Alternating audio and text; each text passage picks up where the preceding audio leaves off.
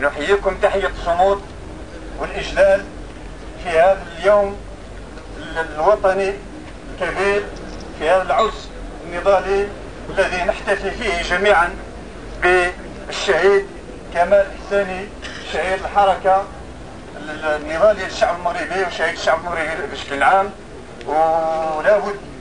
لابد من أن نحيي في هذا اليوم تحية الإجلال والصمود الشهيد البطل كمال حساني، ونحيي كذلك كافة شهداء وشهيدات الشعب المغربي الذين سقطوا على درب النظام الطويل ضد المخزن وضد النظام الجائر الجاثم على صدور شعبنا منذ أبد طويل.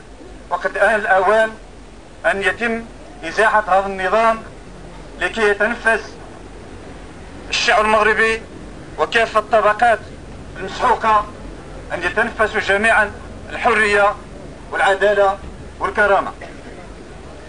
نحتفل في هذا اليوم بهذه الذكرى، ولا بأس من تنويه والتحية للإخوة والرفيقات في المكتب التنفيذي للجمعية الوطنية لحماية الشباب المعطلين المغرب، وكذلك الرفاق حركة 20 فبراير وكافة المناضلين والمناضلات والجماهير الشعبية الحاضرة في هذا العرس النضالي.